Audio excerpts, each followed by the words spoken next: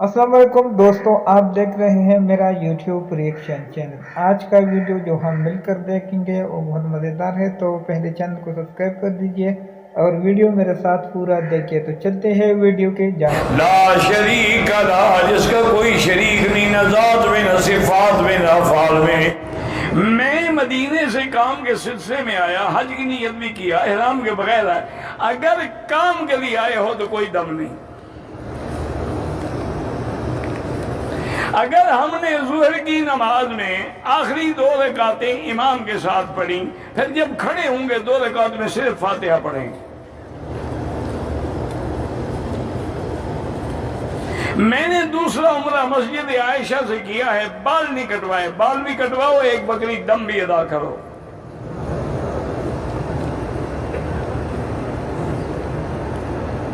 कहते हैं कि एक औरत ने पाकिस्तान से आई है, निकाह से पहले उसको हैद आ गया, उसने उम्रे की नियत ही नहीं की। जब नियत ही नहीं की उम्रा कैसे होगा? जब हैद से पाक हो जाए उम्रा भी करे, दम भी दे, उसको नियत कर लेनी चाहिए थी।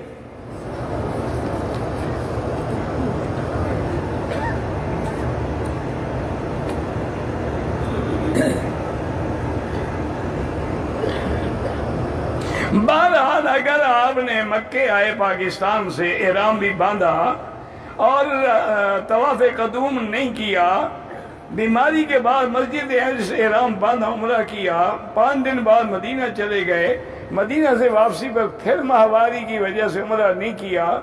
अब हुक्म हर 15 दिन बाद, हर 15 दिन के बाद मेरी बेटी माहवारी नहीं होती, वो बीमारी है, कोई हाल नहीं, उसने उम्रा किया तो कोई जुर्माना नहीं।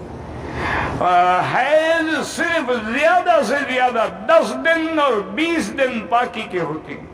अगर हर 15 दिन के बाद ब्लीडिंग हो रही है, माना यह है कि बीमारी है, इस्तिहादा है, ये हैज नहीं है। उसमें नमाज भी पढ़ सकती हैं, दुआ भी कर सकती हैं। मेरे शौहर नऊज़ बिल्लाह औरत को मजबूर करते हैं कि मैं गलत इस्तेमाल करूं।